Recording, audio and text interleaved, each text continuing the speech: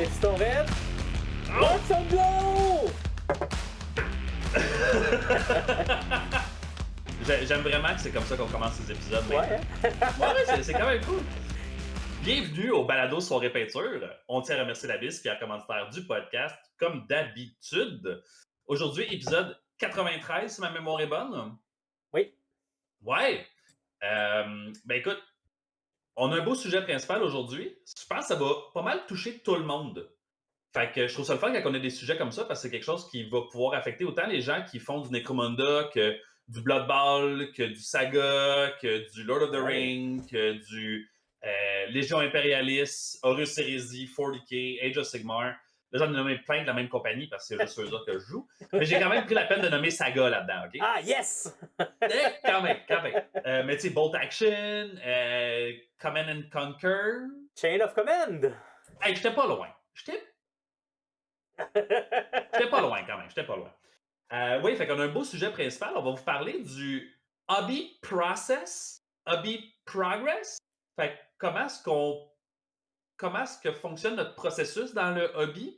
Des trucs qu'on a, des idées, des suggestions, des choses qui nous freinent, des choses qui nous aident vraiment pas dans notre processus. Fait qu'on va pouvoir discuter un peu le moi et David sur tout notre processus dans le hobby puis nos observations qu'on a eues dans nos dernières années de hobby où on a été plutôt prolifique. Mais juste avant, parlant d'être prolifique et de hobby, je pense qu'on pourrait se permettre un petit tour de table rapide vu qu'on est juste tous les deux. Qu'est-ce que t'en penses? Oui.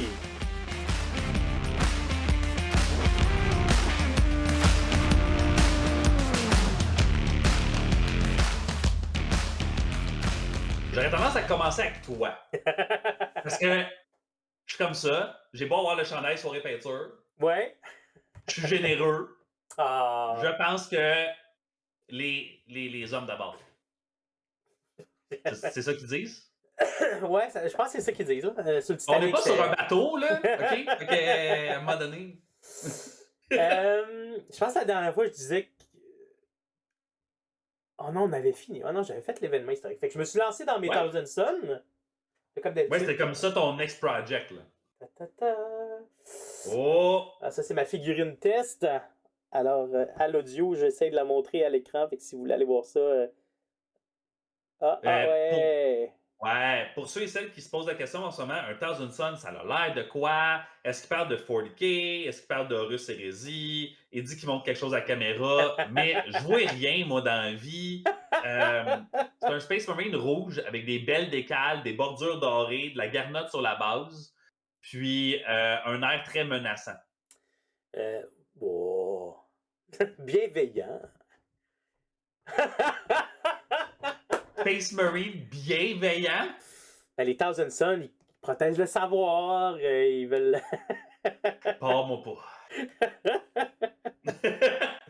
Non, mais il est très beau. Hein. Il est vraiment cool. Hein. Ben, j'ai ça, c'était-tu la recette que tu avais testée avec Miles? Non. Non? Okay. C'est basé sur une recette de Miles, mais le cours que j'ai fait, c'était pas d'aérographe. Ça, je l'ai fait à l'aérographe parce que c'est le clear de Tamiya. Le clear rouge. Fait que c'était clairement ça. Hein? Clear. Clairement. Oh! On commence en force. Fait que la recette de base, c'est Scale Color Dwarven Gold. Donc, c'est la couleur qui se rapproche le plus de Rétributor Armor à l'extérieur. Fait qu'à l'aérographe, là, j'ai pas essayé Rétributor Armor à l'aérographe, mais il me semble que j'ai entendu dire que les peintures qui n'étaient pas Air de Game Workshop dans l'aérographe, c'était pas évident. OK. Fait que, le Scale Color, je prends ça. Puis après ça, c'est Citrine Alchemy, qui est comme un... Un quoi? Ça s'appelle Citrine Alchemy, mais c'est vraiment un blanc métallique doré. Je l'ai pas... je le trouve pas loin, voyons. C'est bien weird. Ben, c'est jaunâtre. Genre Liberator Gold? C'est plus blanc que ça. C'est plus blanc que ça, fait qu'on tend vers le silver? C'est ça, mais avec une teinte jaune. Fait que ça vient faire ton zénital avec. Ça fait un bel effet. Puis après ça, par-dessus, on vient mettre le clear. J'ai une figurine par squad jusqu'à maintenant. J'ai pris mon pochoir d'écaille. J'ai fait des écailles qui se fondent dans le clear rouge, pardon, pour faire, Cool. ben voici un gars de l'Alpha Légion infiltré.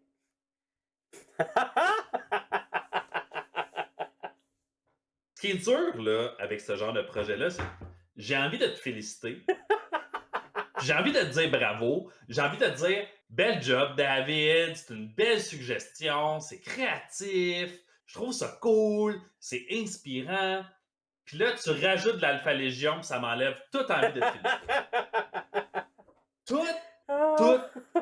Toute envie. Mais bon, pour ceux et celles qui nous écoutent en ce moment, qui se disent ben, Kevin, il me semble que tu étais une bonne personne. Je vais continuer à jouer le personnage. Le masque est tombé. Écoute, mais quel masque quand même, hein? Bon, Quel pour ceux et masque. celles qui ne nous ont pas vus en vidéo, j'avais un masque à ce moment-là. Je l'ai littéralement laissé tomber, OK?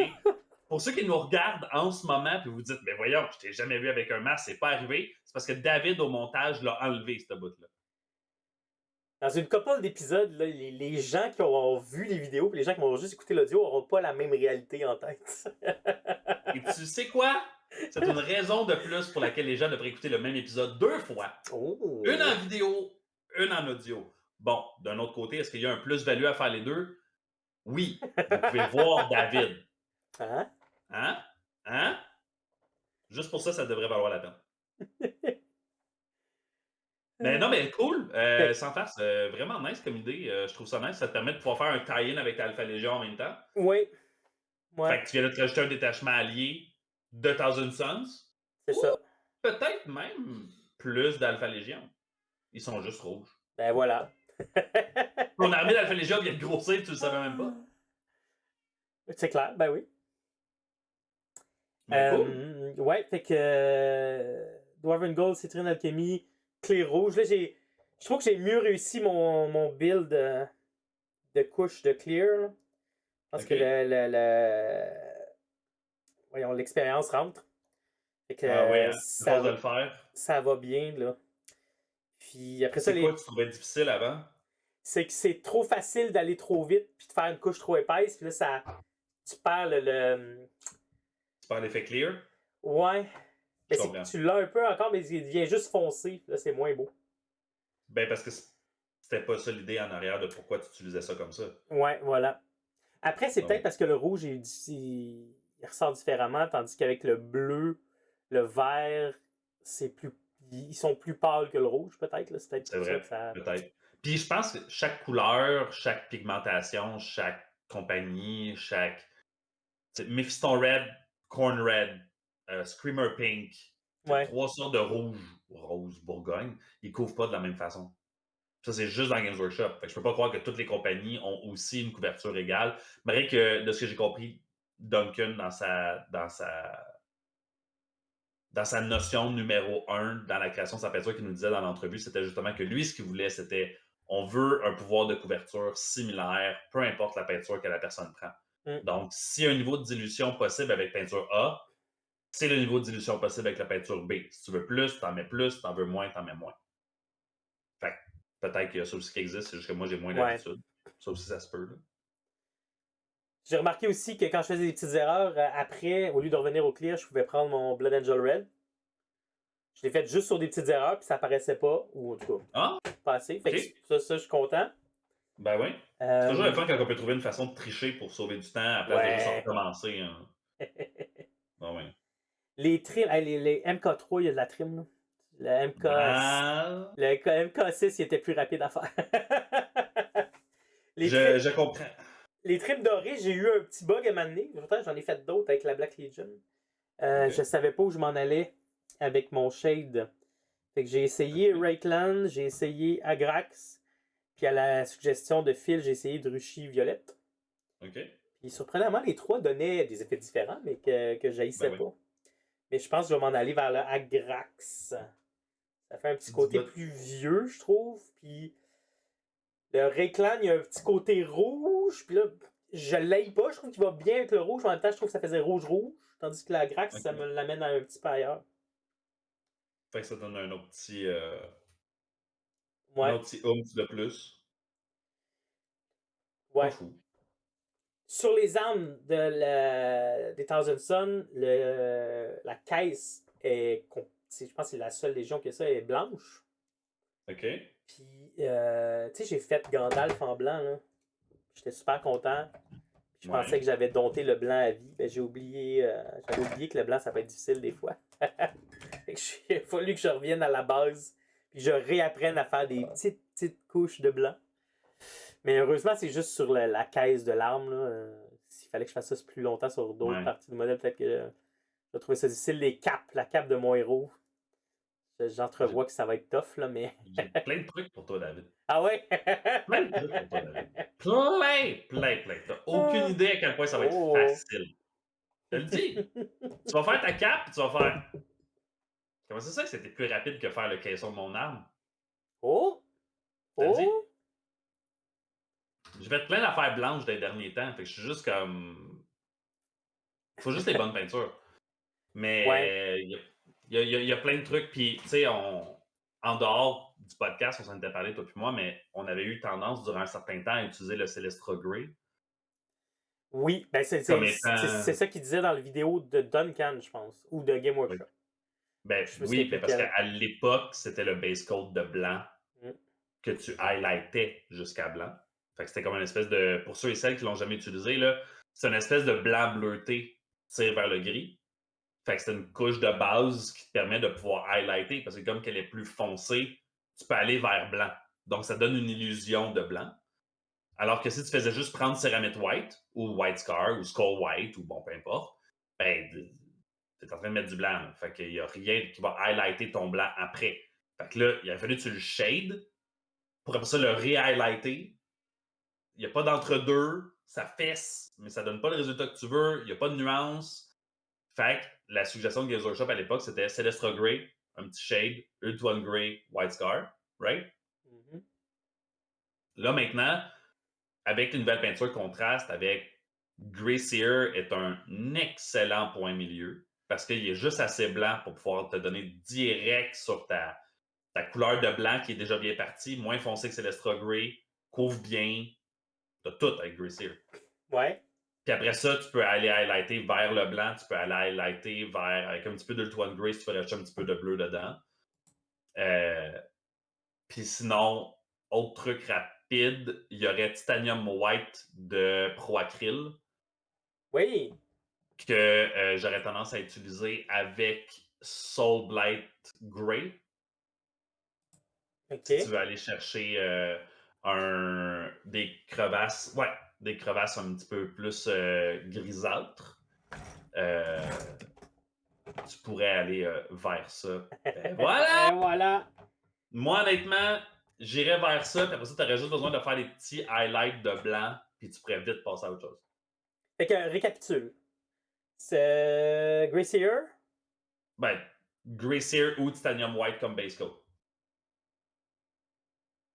Peu importe lequel des deux. Ah, ok. Mais Grey Seer Ça dépend. est plus gris que Titanium White, il me semble. Oui, exact. Ouais. Ton Grey Seer, il va être plus gris un peu. Fait qu'il va. Quand tu vas mettre ton Soul Blight Grave Shade dessus, ben, il va aller dans les cracks, il va te faire des cracks gris, puis ta cape va être blanche, mais ça va être un blanc plus gris. Il va falloir que tu viennes highlighter avec du blanc. Si tu. Ou plus blanc, puis après ça, blanc. Peu importe le niveau de dégradé que tu vas aller chercher. Puis sinon, ben, Titanium White, Soul Blight Grey, Soul Grey. Je ne me rappelle jamais exactement là, du nom de la peinture, là, mais. C'est quoi le nom qui est marqué dessus? Soul Blight Grey. Tu l'avais. Ok, j'étais correct. Il fallait que tu te fasses confiance, c'est tout. Ouais, c'est ça. Soul Blight Grey, je le mettrais une fois à grandeur. Parce que c'est un shade. Puis après ça, je choisirais des endroits où est-ce que je veux qu'il soit encore plus. Puis là, soit je le diluerais puis je le remettrais encore. Soit je le diluerais pas puis je le remettrais encore. Ouais, mais là, on parle d'un shade sur une cape qui est une surface relativement plane. Comment tu l'appliques? Ben, ce shade-là, c'est un shade des nouveaux genres. Fait qu'il y a encore moins de rétention de surface. Fait qu'il va vraiment aller dans tes cracks. Ouais, mais dans une cape, il y a pas. Il y a des vallons, mais c'est pas tant une craque, là, non? Ça dépend de tes cracks. Okay. Parce que chaque cape est différente. Fait que là, comme je l'ai pas devant moi, je peux pas te dire. Ouais. Mais j'aurais tendance à faire attention quand je l'applique pour pas qu'il y ait de bulles qui se créent en bas. Mais, beauté de la chose, c'est que, un, tu peux faire du weathering après. On s'en fout. Deuxièmement, tu peux aussi, on contrôle un peu pareil, on fait attention, hein, mais tu pourrais revenir de toute façon avec ton titanium white après, te le diluer, puis faire ton dégradé dans ta peinture, dans ta cape directement, puis ça se ferait en 2 couleurs. Ah, ben oui. Fait que ça serait des trucs relativement faciles. Tu pourrais aussi faire Grey Seer, Soul Blight Grey, Titanium White / White Scar, dilué avec du Grey Seer pour faire ton blending. Puis après ça, revenir avec White Scar ou Titanium White pour pouvoir faire tes highlights, Extreme Highlight. Mais C'est comme bon. tu dis, là, ça dépend de quelle sorte de cap que tu as. Si c'est des capes qui sont plus gondolées, Ouais. les highlights ne se placent pas de la même façon. Ce qui est intéressant, c'est que là, tu pourrais mettre ton Soul Blight Grey et avec un pinceau humide, tu pourrais passer sur ton vallon, l'espèce de bulle là, qui est sur la cape. Ouais. Avec ton pinceau humide, tu passes par-dessus. Pour Fait que relever. comme ça, ouais. Fait que dans ce temps-là, quand tu fais ça avec un pinceau un peu humide avec de l'eau, ce que ça fait, c'est que tu le ramènes à ton titanium white. Ah. Mais après ça, tout le reste de la crevasse, quand ça s'en va vers la crevasse, ça va être un peu plus foncé. Puis dans la craque, ça va être vraiment plus foncé. Puis là, tu viens de te sauver une étape de highlight. Wow. OK, Tu n'as ouais. pas besoin de le ramener en highlight. C'est comme ça que je fais mes capes avec les contrastes. Je mets le contraste, puis après ça, je prends mon petit pinceau humide, whatever, puis je le ramène par-dessus. Fait que tu pourrais aussi juste passer ton doigt. Technique de Peachy. Ça nous prend un cours. Voyons. Tirez le maximum de vos contrastes. Toutes les techniques que tu peux faire avec le contraste. Non, mais sans blague. Comme je pensais à ça pendant les cours de maths, j'apprends plein de trucs sur comment utiliser les peintures plus classiques, mais je me disais, hey, les contrastes, j'ai presque toute la collection. Un cours qui se concentre sur tout ce que tu peux faire avec le contraste, ce serait malade. Moi, Phil, on en avait parlé pour un bout là, de comment est-ce qu'on pourrait faire ça. Puis c'était beaucoup de travail qui me demandait plus d'engagement que ce que j'étais capable de pouvoir donner. Ouais. Mais l'idée est encore là. Puis je pense qu'il faudrait juste que au lieu d'essayer de le faire, monter le cours, le promouvoir puis le faire pendant que je travaille puis que je suis vraiment occupé, je pourrais faire ça peut-être pendant des vacances. Fait que ça serait peut-être plus facile. J'ai tendance à surbooker mon agenda, ce qui fait en sorte qu'il y a certaines affaires qui ne peuvent pas se passer comme que je voudrais. Là, je pourrais peut-être moins booker mon agenda, mais avoir exactement l'événement que je voudrais. Ah. Mais c'est pas sorti, c'est pas sorti de là. Fait que tant mieux si ça pourrait t'aider en plus. Ah, ben clairement. Mais le truc du pouce ou du pinceau humide, là, Ouais. je l'utilise à outrance, là, genre tout le temps. Fait que ouais. Sinon, as-tu d'autres affaires de hobby? As-tu d'autres choses que tu as travaillé dessus dernièrement? Ben, je vais finir avec les temps d'études parce que ça va être pas Ok, mal ça. c'est bon. Je suis arrivé pour faire mes décalques. Et là, j'ai sorti ma vieille boîte de Prospero, The Burning of Prospero. Ok, Dedans, il y avait une petite planche de décalque. ok. Et dans le fond, tu avais d'un côté l'espèce d'étoile rond sur une des épaulières. Puis de Ouais. l'autre, tu as un scarabée. Ok. Là, j'ai regardé ma planche de décalque de Forgewell. J'en ai des scarabées, mais tu sais, j'avais plein d'autres choses, dont des symboles qui ressemblent à ceux, tu sais, la flèche pour les squads tactiques, des trucs comme ça. Ouais. Là, dans ce genre de truc-là, je peux vraiment comme partir sur une shear puis comme vouloir vraiment que ce soit les bons décalques au bon endroit. Ouais. Là, j'essayais de lire, mais t'as pas beaucoup de détails là-dessus. Ah ouais, hein. Et, tu sais, t'en as dans le Liber Hereticus. Ouais. Genre, j'ai le livre, le vieux Black C'est Book. limite. Ouais. T'as des bases, mais ils te disent pas tout qu'est-ce qui est quoi. Mais par exemple, le scarabée, Ouais. là, il disait tout à coup, c'est l'élite. Ok. Fait que là, moi, ça m'a fucké. Puis j'étais comme, ah, ben, je peux pas mettre des scarabées partout, surtout si c'est des escouades tactiques. C'est pas mes escouades d'élite. Ben oui. Mais là, dans le Puis, fond, il était en train de dire c'est l'élite. C'est l'élite, mais de l'armée. Ce n'est pas des élites. Genre, c'est pas le Battlefield Role élite. moi, je comprenais que c'était le Battlefield Role. Ok. Puis les commentaires que j'ai lus, parce que j'ai fait une petite recherche sur les groupes Facebook puis sur Ben oui. Google qui m'a amené à Reddit, le monde a l'air de dire qu'avant, ils disaient pas ça. Ok. Puis là, après, ils ont dit ça quand ils ont sorti, mais après la sortie de la boîte Burning of Prospero, plus tard. Il y en a qui leur analyse, c'est un retcon. Ils ont changé d'idée. OK. Moi, je me dis, c'est possible. C'est aussi possible qu'ils assumaient que quand tu faisais le Burning Prospero, tes unités que tu avais dedans, c'était des unités d'élite, mais ils te le disaient Oui. pas. Oui. Mais ils te le disaient pas. Fait que au final, on n'a juste pas l'information. Ben oui. Fait que j'ai fait des. Mais c'est ça. Puis t'as pas beaucoup d'épaulières, des calques d'épaulières pour chaque rôle. T'en as pas tant que ça. Ouais. Fait que là où tu vois l'Alpha Légion, c'est ce que j'adore de l'Alpha Légion, c'est qu'ils disent ils vont mettre n'importe quel markings pour confondre l'ennemi. Fait que moi je faisais comme ah, mais je vais On s'en faire ce que fout. j'ai envie. Ben je, oui. je vais faire une affaire qui pourrait avoir un sens ou pourrait avoir pas de sens, puis il y a juste moi qui le sais, puis j'ai du fun à le faire. Ben oui. Là, Ben je suis oui. comme, ok, mais ils sont plus ordonnés les Thousand Suns, qu'est-ce que je fais avec ça? Ouais. C'est pas pareil. Et là, escouade tactique, dans 40K, c'est plus clairement divisé. Par exemple, tu vas avoir l'escouade tactique, qui est une troupe. Ouais. Puis tu vas avoir l'escouade d'armes spéciales, en fait, armes lourdes et Devastator, qui va être du heavy support. Et là, les escouades de support sont des escouades tactiques. Ouais. Là, j'étais pas sûr. En tout cas, j'ai fait un choix au final, là, mais ça, juste pour montrer que ça a été long. Mais je te comprends. C'est un peu comme quelqu'un qui a jamais joué à l'Horus Hérésie arrive là, trouve l'information, pif paf, c'est correct. Quelqu'un qui a joué à 40K prend pour acquis qu'il connaît déjà des affaires. Fait qu'il cherche à confirmer ce qu'il connaît déjà au lieu que chercher ce qui est. Mm. Puis là, à un moment donné, tu finis par trouver ce qui est. Puis là, ça amène des doutes parce que ça reste que tu as une partie d'information de 40K pareil. Ouais. Ouais, je comprends. Bon. Moi, tu le sais, j'ai le YOLO un peu facile. Là. Bon, pour ceux et celles qui n'ont aucune idée que ça veut dire YOLO, mettons, on va remplacer ça par lâcher prise. J'ai le lâcher prise un peu facile.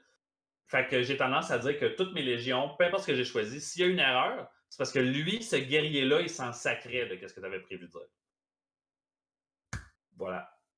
Fait que cette escouade tactique-là, pour une raison X, peut-être à travers une campagne, c'était des élites. Ils ont été rétrogradés. Mais ils ont gardé leur marking. Pourquoi? Bon, on racontera cette histoire-là à un moment donné si on veut. Mais sinon, en attendant, c'est ce que c'est. C'est pas grave. C'est ça. Puis, quand je les regarde dans la vitrine, c'est correct. Ils sont peints. C'est juste ça qu'on veut. Fait que, je suis content pareil. Toi, peut-être que ça te gosserait un peu plus. À chaque fois que tu les regarderais, tu serais comme l'épaulette, elle a pas le bon signe. Fait que c'était tout? C'était tout, toi? Qu'est-ce qui se passe par chez vous? Ben moi, en ce moment, pendant qu'on se parle, je suis en train d'assembler. Et là, on va voir si cette semaine, ma caméra décide de fonctionner. Ouais. Ça fonctionne? Ça fonctionne un peu. Ça fonctionne un peu. C'est pas parfait. Mais bon. C'est les goules. Les goules. Je suis en train de faire les chevaliers sur les hyènes chauves-souris. C'est comme pas clair. Puis, je vais aller chercher le projet de peinture qui me prend plus de temps ces temps-ci. Hey, je me suis rendu sans déploguer mes écouteurs. Ouh. Fait que je suis en train de travailler sur. Je sais pas si la caméra va fonctionner cette fois-ci. Ça va-tu marcher? Semi, c'est pas super. Ah ouais, elle sort pas super. Elle sort pas super. Fait que je travaille sur la Willow Queen, que j'appelle. Qui est une Tree Lord que j'avais fait pendant la pandémie. J'avais fait un kit bash en coupant les cornes pour faire une genre de couronne. J'avais rajouté des cheveux sur le côté. J'avais changé le bâton du Tree Lord pour pouvoir mettre l'épée de Durtu, du Spirit of Durtu au bout. Fait que ça faisait comme une longue lance. Puis, c'est ça. Fait que j'avais mélangé les bits. Fait que dans le fond, il y a comme une main qui est placée comme Durtu, il y a un bras qui est placé comme le Tree Lord Ancient. J'ai mélangé l'épée avec le bâton. La position du bras, il y aurait des lianes qui sortiraient, mais c'est une griffe de Durtu. Ouais. Fait que ouais. Fait que j'ai tout changé ça. Là. Je me rappelle pas si j'en avais parlé dans l'autre épisode d'avant. Je me rappelle pas si j'avais donné la description de qu'est-ce que je faisais. Il me semble que j'avais déjà commencé à travailler dessus, mais je suis pas sûr. Sur la Willow Queen? Je sais que tu m'as parlé de la Willow Queen, mais je pense pas que tu en aies parlé au dernier épisode. OK. Ben, je voulais juste être sûr de ne pas me répéter et que j'emmerde les gens. Mais ouais, fait que dans le fond, la Willow Queen, c'était une idée que j'avais eue pendant la pandémie pour pouvoir faire une Tree Lord spéciale qui pourrait leader mon armée de Harvest Boon. Serait dans le fond la Queen de l'armée. Pour ceux et celles qui connaissent un peu Drisha dans les Sylvanettes, c'est un peu comme c'est une leader, mais c'est une leader avec une personnalité polarisante. Fait qu'elle va avoir une personnalité qui va être d'un côté très vengeful, Ouais. full de vengeance et de colère, et de l'autre partie va être pas nécessairement gentille, on va pas aller jusque-là, mais qu'elle va être capable de faire preuve de plus de patience puis plus tactique. Fait que là, on va se promener un peu entre les deux. Donc, elle est une figure de proue de l'armée des Sylvanettes, mais c'est un peu comme, mis à part à l'Ariel, c'est un peu juste elle, le personnage, avec un nom. Là, on a Beltanos qui a été rajouté, qui est le Spear of Kurnoth. Mais j'avais envie que mon armée d'Harvest Boon, à moi, elle ait quelque chose. Puis il y avait un encadré, une petite histoire dans le Battletome des Sylvanettes de la deuxième édition qui disait que les Harvest Boon avaient une Willow Queen. Je sais comment un Willow, c'est un soul pleureur. Fait que j'étais comme, OK, il y a peut-être quelque chose, tu sais, un Tree Lord magané, un Tree Lord qui a vu la guerre, un Tree Lord qui en a trop vu, qui est épuisé ou qui est tanné, puis qu'il il se régénère, mais il porte certaines scarifications de la bataille, certaines marques de la bataille, qui, malgré les soins, ne reprend pas. Un peu comme la nature reprend toujours un peu son cours, mais il y a toujours des marques. Ben, c'est un peu ça que j'essaie de représenter avec le modèle, fait que j'ai passé le clipper dans plein d'affaires. Ah! Puis là, j'avais vu une vidéo sur YouTube de quelqu'un qui faisait un beau Tree Lord en espèce de brun, mais tout au airbrush. Puis là, moi, j'ai pas d'airbrush. Un jour, je vais peut-être en faire, mais c'est pas nécessairement une partie de la peinture qui m'inspire tant que ça. Mais je me disais, c'est sûr que je peux aller chercher un effet similaire avec un pinceau. C'est sûr que je peux le faire. Puis je suis pas un pro heavy metal, je suis pas un pro Golden Demon. Je suis quelqu'un qui peint, qui peut être un peu patient, mais j'ai quand même mes limites. Parce que je sais que moi, ce qui me motive, c'est on a-tu bientôt fini le projet, puis on peut-tu passer à autre chose? S'il y a trop de temps entre le moment où je l'ai commencé et le moment où il est fini, on ajoute les probabilités, le fait que je passe à autre chose. Ouais. Je me connais, je suis comme ça. Fait que j'essayais de réfléchir à une façon que je pouvais le faire. Puis honnêtement, je ne l'avais pas tant trouvé. Puis je me suis dit, whatever, on le fait.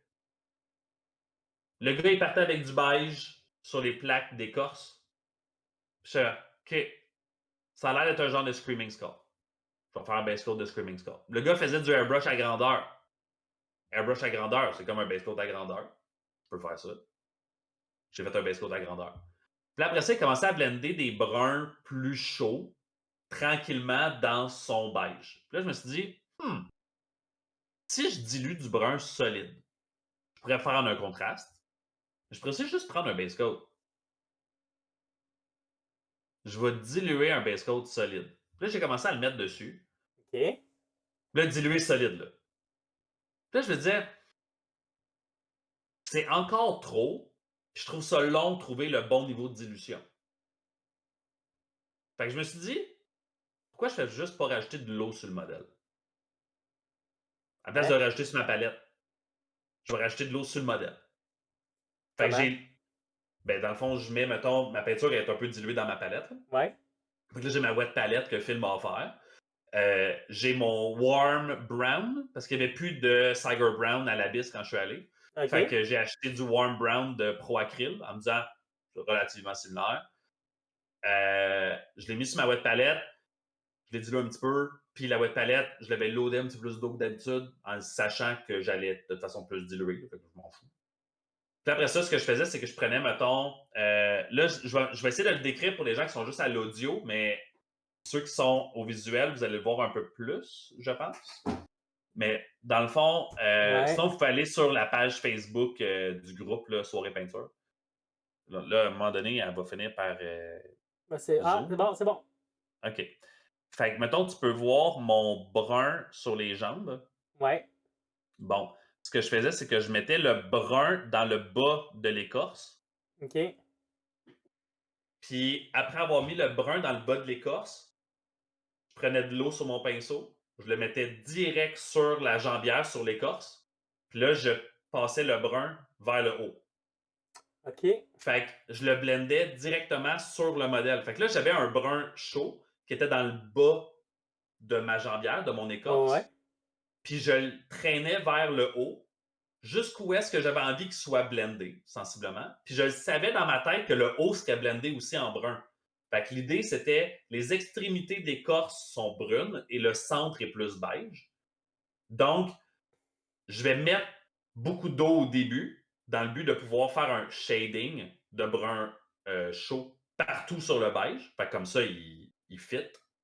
Puis après ça, je peux juste rajouter en wet blendant mon brun qui est sur ma wet palette. Encore, je le remets sur le modèle. Il y a encore de l'eau sur le modèle. Fait que je le remets sur le modèle. Je le retraîne encore un peu. Ben là, ta couche que tu fais en bas ou en haut, est-ce que tu attends qu'il y en ait une première qui sèche ou dès que tu mets celle-là, Non. tout de suite à. OK, tout de suite à. Ah, OK. Ouais. Fait que je le mets dessus, puis je le blende direct. Mais tu laisses quand même une bonne partie qui est foncée, là. Parce que je suis revenu et revenu et revenu OK, et une revenu. première fois, tu vas à grandeur, une deuxième fois, tu vas un petit peu moins haut, une deuxième fois, tu vas un petit peu moins haut. Exact. Ah, OK, ouais. Exact. Puis à chaque fois, je rajoute un petit peu plus, je rajoute un petit peu d'eau sur le modèle à chaque fois pour pouvoir m'assurer de pouvoir le blender et qu'il y ait moins de lignes possible. Puis là, j'ai aucune idée où est-ce que je m'en allais avec ce projet-là. J'ai essayé ça, j'avais aucune idée si ça marcherait. Je l'ai essayé sur une jambière, puis je vais être pas si pire. Peut-être que l'idée est pas folle. On va continuer. Puis là, plus que le modèle avançait, plus que je me disais, si c'est de la merde, là, je me suis engagé pas pire dans ce modèle-là pour que ça donne de la merde. Là. Ça sera pas le fun. Puis là, après ça, est arrivé le moment de vérité, le visage, puis le chest. Parce que nos yeux vont vers le visage de nos modèles. C'est pour ça que quelqu'un qui rate les yeux sur un modèle, ça tue le modèle au complet. Je m'en fous à quel point ton Golden Demon il est cool. S'il y a les yeux pas alignés, ou il y a les yeux pas bien dilués, ou il y a les yeux exagérés, ou il y a les yeux qui ne fitent pas, tout le reste du modèle vient de perdre des points là, de même. Ouais. C'est la même chose pour le chest sur un Tree Lord, parce que c'est tellement un gros morceau. Là, je le remontre à la caméra encore. Là, pour ceux et celles qui veulent le voir, vous pourrez le voir directement sur la page du groupe. Là. Bon, là, je m'excuse, il ne veut pas sa caméra, mais un jour, je vais comprendre comment fonctionne la caméra. En tout cas, la face puis le torse, c'est des gros morceaux. Tu ne veux pas laisser trop de beige. Tu ne veux pas mettre trop de brun. Puis c'est pas aussi bien délimité dans ma tête que les écorces qui sont sur les jambes ou sur les bras. Les écorces de jambes et de bras sont assez simples. J'avais choisi, les extrémités sont bruns, puis plus on va vers le centre, plus c'est beige. Ouais. Puis là, tu sais, le truc de la cape que je te donnais tantôt, je l'ai fait pour l'écorce. Fait que dans le fond, quand je le blendais, puis que là, je rajoutais de plus en plus de brun, c'était mouillé, c'était plus que humide, il y avait de l'eau dessus. Mais ce que je faisais, c'est que je reprenais mon pinceau, je l'essuyais, puis là, je venais réabsorber un petit peu d'eau, ou je le gardais un peu humide, puis je venais réabsorber de l'eau qu'il y avait en plein milieu. Fait qu'on voyait encore plus de Screaming Skull que l'on voyait du brun chaud dilué, blendé que j'avais rajouté. Fait que je me permettais de toujours me garder une ligne en plein milieu nuancée de beige. Ma première couche, je la laissais sécher parce que je voulais que mon premier Warm Brown impacte le beige qu'il y avait en plein milieu. Ça, je le voulais. Tu as mis une autre couleur en plein milieu. Non. Tu as mis du Screaming Skull ou le. C'est le base coat de Screaming Skull au début. Ok, il y avait un base coat de Screaming Skull. Ok. Base coat de Screaming Skull, puis après ça, je fais juste blender des bruns. Mais à chaque fois, parce que je viens blender les bruns, je m'assure d'avoir un pinceau humide, whatever, pour pouvoir revenir vers le centre après la première couche. Fait comme ça, il est un peu shadé. Fait qu'il n'est pas juste Screaming Skull. Mais pour toutes les autres étapes d'après, il va rester plus pâle en plein milieu parce que je m'assure de pouvoir en enlever un peu en plein milieu. Est-ce qu'il y a plein d'autres façons de faire ça mieux? Clairement. Est-ce qu'il y a plein de produits qui auraient pu m'aider autre que de l'eau? Clairement. Est-ce que j'ai du fun à être créatif et à essayer quelque chose qui va peut-être rien donner de beau? Clairement. Je vis le rêve. c'est là que je suis. Mais pour le visage puis le chest, c'était vraiment intimidant. J'étais vraiment un peu genre, je sais pas ce que je m'en vais. C'est pas aussi bien délimité que toutes les autres. Je suis pas encore satisfait, là. Mais ça s'en va vers quelque chose que je trouve intéressant. Ouais. Fait que voilà. Puis là, en le travaillant, j'ai une autre idée qui m'est venue. Parce que c'était déjà pas un projet qui me prenait assez de temps, c'ti. Les vignes de Games Workshop. Ouais. Tu sais, les vignes en plastique que tu peux comme un peu chauffer pour pouvoir modeler. Là. Ouais, Je vais venir y tente. coller dans le dos pour Ah. pouvoir faire une cape de vigne. Ah ben oui. C'est vraiment une bonne idée. Puis ça, je peux faire ça après avoir fini de peindre le modèle. Puis ça va faire en sorte qu'elle va avoir l'air encore plus différente de Durtu puis des autres Tree Lords. Ça va être la seule avec une cape. Fait que voilà. Fait que c'est le Ok. plan. Ouais. Bon. Là, je dois avouer que le plan, c'était faire un Tree Lord par semaine. Ouais. Pour la campagne de Warcry, il me reste 2 semaines. Ah ouais. Ça arrive. Je pense pas que ça va arriver. Je pense qu'en 2 semaines, j'ai le temps de finir elle. Avec peut-être la cape de vigne. Fait Julien, si tu nous écoutes, il est possible que tu reçoives un courriel bientôt de moi qui dit Hey Julien, il me manquerait 2 Tree Lords pour la phase 3 de la campagne de Warcry. T'en as-tu 2? Ça se pourrait que je t'envoie un message. Si tu nous écoutes pas, tu le sauras pas. Tu vas savoir quand tu reçois le courriel, mais bon. Surprise! C'est ça. Fait que, ouais, fait qu'à la phase 3 de la campagne de Warcry, on termine, dans le fond, les. Ça s'éternise, mon affaire. Hein. C'est correct.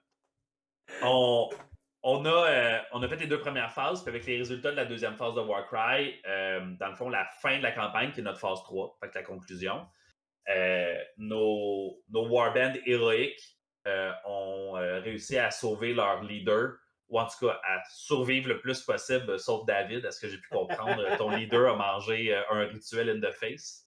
Ouais. Mais pour la majorité des joueurs, tout le monde a réussi à sauver leur leader. D'un autre côté, je te l'ai dit, là, tu joues des Skaven. Y avait-tu vraiment une chance que ton leader s'en sorte quand la personne qui vient le sauver, c'est un autre Skaven? Ah, ça. Hey! Ça aussi, c'est narratif, là. Il y a des affaires qui se passent. Yes, yes, kill, kill. Désolé, désolé. Fait que nos warbands héroïques ont... Ouais, vas-y, vas-y. Puis, mon adversaire a quand même été bon joueur. Là. Il m'a pas garoché. GF, il m'a pas fait de combo sale, rien. Là. Des fois, il y a des choses qui sont dues pour se passer. Hein. Des fois, il y a des affaires qui se passent puis on se dit c'était dû pour être de même. Ouais, voilà. C'est tout. Ben, là, dans le fond, maintenant que les Warbands ont réussi à sauver leur leader puis à recruter un héros supplémentaire à travers leur périple, ben là, ils sont rendus avec une Warband complète, un leader, puis un héros supplémentaire, de l'expérience. Puis là, les Sylvanettes sont pas vraiment contents parce qu'ils ont essayé par plusieurs moyens de faire comprendre le message, quitte à kidnapper le leader puis à le sacrifier dans le but de calmer la forêt. Parce qu'il faut comprendre que les Sylvanettes communiquent avec la forêt, mais à quelque part, la forêt a aussi un contrôle sur eux.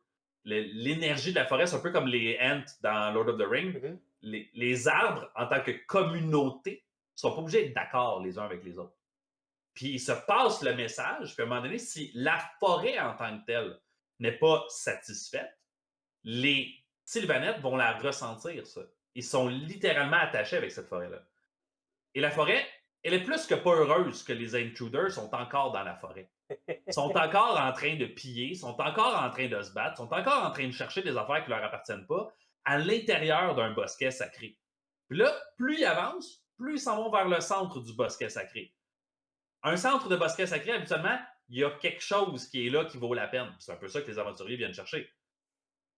Fait que là, pour calmer les esprits de la forêt, pour calmer la colère de la forêt, ben, les Sylvanettes n'ont pas eu le choix de réveiller les anciens.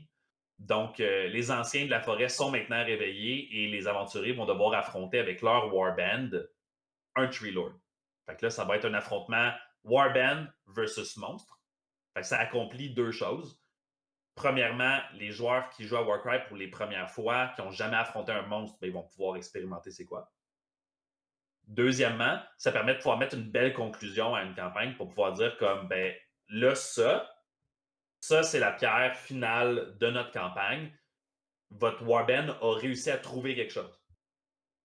Et moi, ça me laisse un tremplin pour pouvoir aller à l'étape 2. Parce que là, si tu as trouvé le centre du bosquet sacré, tu as réveillé les anciens, et en plus, tu as réussi à les péter, ces anciens-là, ils te protégeaient quoi? C'était juste un artefact? C'était un portail? C'était une entrée vers quelque chose? C'était une prison de quelque chose? On sait pas. Fait que là, j'ai un tremplin parfait pour raconter deuxième histoire, deuxième campagne de Warcry. Fait que là, on pourrait aller vers autre chose après. Je sais déjà que je vais vouloir faire quelque chose d'autre. J'ai déjà mes idées, j'ai déjà mes trucs. Scoop! Ouais, je sais. Fait que j'ai Scoop! déjà... j'ai déjà mes trucs, j'ai déjà mes affaires. Fait que je vais laisser la phase 3 se faire. Je vais me prendre un petit break après. Je vais aller faire de l'Horus Heresy. Mais je sais déjà que la suite à ça, je suis en train de l'écrire, je suis en train de la préparer. Fait que, on va pouvoir aller après ça vers c'est quoi les conséquences d'avoir dérangé un bosquet sacré. On ne sait pas encore. Après ça, si les gens, mettons comme toi, David, tu voudrais garder ta warband de Skaven pour pouvoir continuer cette histoire-là, on va pouvoir le faire. Si quelqu'un dirait, ben, j'ai le goût d'essayer une nouvelle warband, c'est tout à fait correct. On a raconté l'histoire qu'il y avait plein de warbands dans ce bosquet-là. Fait que ta warband à toi peut avoir été tuée jusqu'au dernier, peu importe. Puis c'est ça. Fait que c'est un peu là que j'en suis dans mon hobby. J'ai fini d'écrire le 3e scénario. J'étais en train de travailler sur les Tree Lords. Puis je fais des ghouls. C'est que je fais des ghouls. J'aime ça.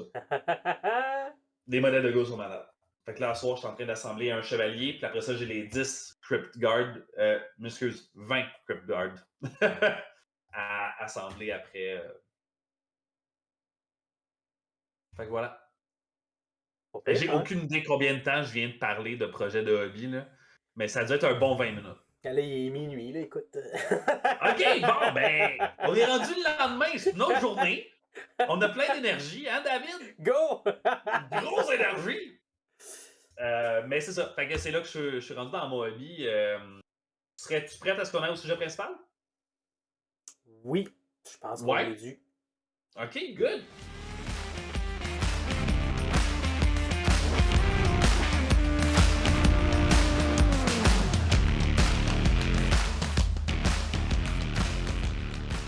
Donc, on m'avait dit que j'avais plus le droit de dire le mot donc. Hein? Fait que faudrait que je trouve. Tu vois, à chaque fois que je dis le mot donc, j'ai juste Don Quichotte qui me vient en tête.